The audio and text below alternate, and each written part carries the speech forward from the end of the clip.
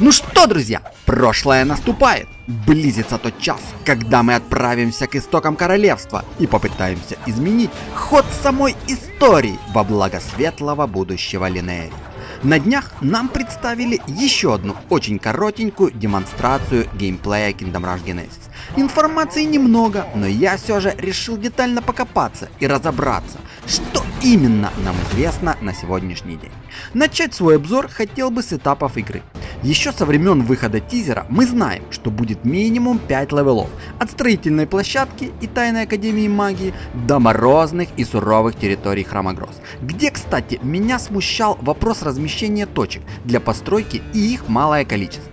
Но по видосику я понял, что будет возможность разрушать стоящие колонны и строить на их месте те самые башенки.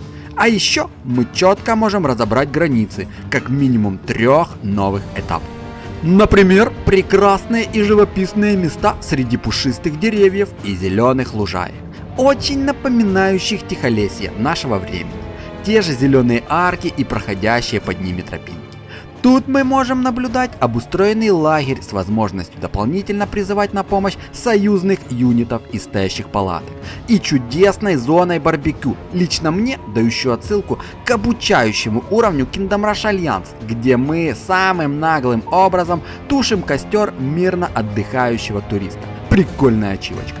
А еще я нашел щит Капитана Америки. И раз я уже вспомнил Альянс, как тебе такая текстура и география уровня? Лично мне очень напоминает логово дикозверей. Хотя, скорее всего, судя по очертаниям железнодорожного полотна, вагонеток и разбросанных по карте инструментов, это подземные шахты гномов. И, наконец, жилище огромного йети, который довольно комфортно обустроился, звоночек на дверях повесил и даже джакузи себе организовал. Более детальнее раскрыли и некоторых героев игры – Геральда, Зефирку и Малика. Помимо мощного и сокрушительного удара Геральда мечом и лини, мы также четко видим его способность перемещать врагов в пространстве на более отдаленный участок тропы. А еще, благодаря своему щиту, Геральт может создавать вокруг себя защитное поле, что также довольно полезно. Очень интересно выглядят магические способности Зефиры. Помимо ее умений левитации, мгновенного перемещения и способности создавать оружие из чистой энергии для ведения ближнего боя, она также обладает способностью наносить урон по площади, вызывая шквал метательных копий. А еще Зефирка создает вокруг себя карусель летающих мечей, которые, скорее всего, дают ей дополнительную защиту и наносят урон всем врагам в радиусе поражения. Ну и, конечно же, громила Малик, которому в последнее время уделяется довольно много внимания. Но тут все довольно понятно. Грубая сила и способность наносить огромным молотом сокрушительный удар делают его мощным союзником в нашем грандиозном походе. Не обошли стороной и тему башен. Нам продемонстрировали все этапы эволюции базовых, так сказать, основных башен игры. А именно, показали развитие вооружения и броню наших союзных мальчиков, скорость и точность стрельбы линерийских лучников с возможностью выпускать золотую стрелу, а также наличие у элитных эльфийских рейнджеров колючек, блокирующих движение противников, и стрел с отравляющим эффектом. Впервые мы можем видеть финальную версию постройки башни мага, которая на самом деле выглядит потрясающе. Ну и, конечно же, сияющий на солнце золотым блеском могучий купол королевской катапульты со злобным и угрожающим львиным ликом.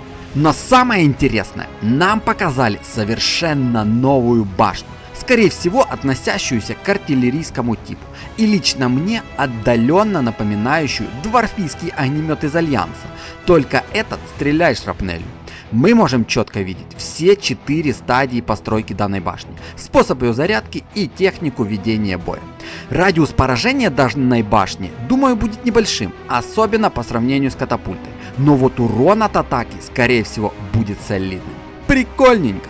Весь этот арсенал нам однозначно пригодится, так как противостоять нашим укреплениям будут бандиты и разбойники, шаманы-целители и смертоносные лучники теней, полчища орков и тушки огромных огров. Познакомимся с новыми обитателями местных лесов и повстречаем троллей и троллей-чемпионов. Велика вероятность увидеть и троллей-следопытов, о чем свидетельствуют покрытые льдом участки на одной из карт.